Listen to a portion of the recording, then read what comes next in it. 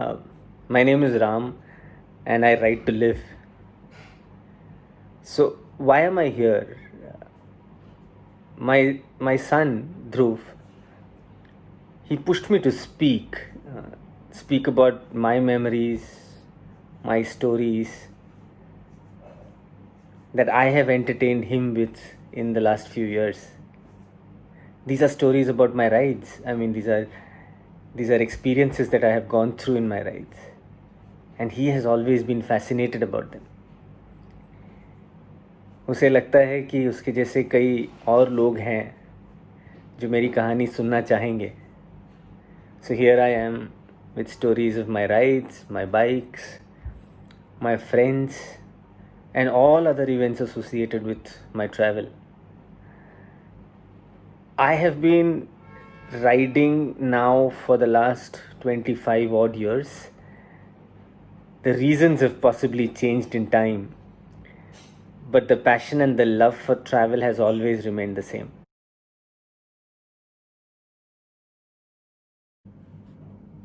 So today, what I want to talk to you about is about all the highs and lows of riding.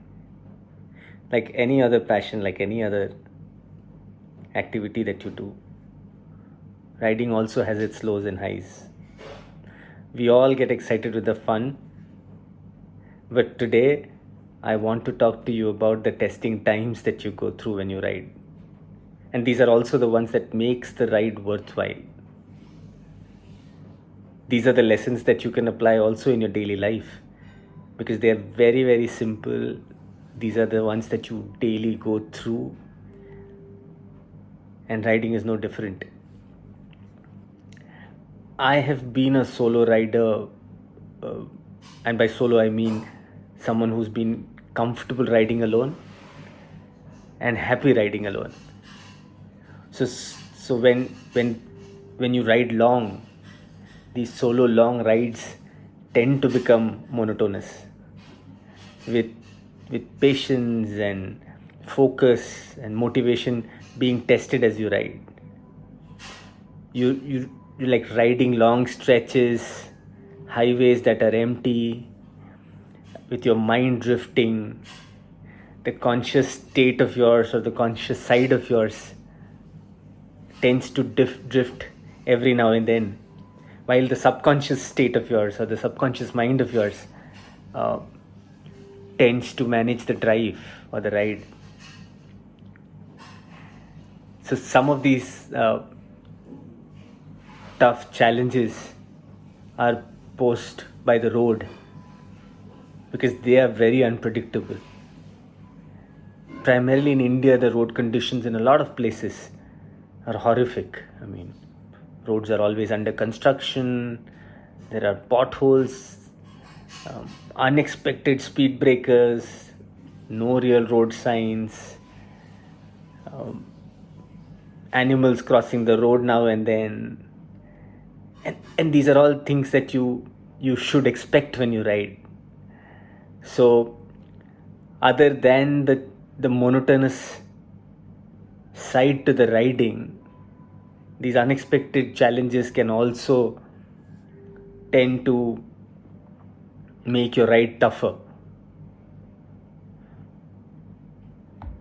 Along with this, it's also about the physical fatigue and a lot of panic braking that you tend to do, which dents your confidence as you ride. But in all these testing times, you just come out stronger as a person. You tend to become more focused. Your patience increases. Your patience levels increases. You're more focused. You also focus a lot on safety as you ride along. And speaking of safety, it's very, very important to get yourself a couple of things before you start riding. You need a trusted helmet for sure. You need a great riding jacket, which has protections near your elbow. So there's an elbow guard. You need good gloves, good pair of gloves that have protection um,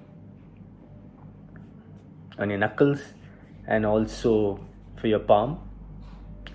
Uh, you do need uh, a knee guard so that if in any case if you fall, your knee doesn't get hurt. And of course, a good shoe. I mean, you don't really necessarily need to buy a riding shoe, but a leather shoe with adequate protection is a good one. I wouldn't let you go on long rides without any of these protection gears. So, um, along with the the challenges that test you, it is important that you keep yourself safe.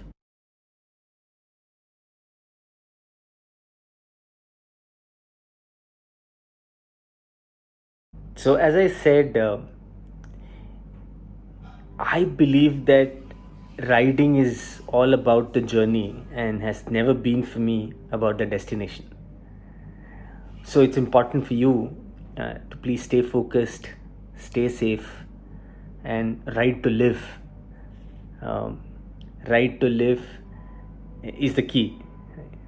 Live the happiness, live the joy of riding, and and for sure, uh, you will go a long way, and you will have stories to tell.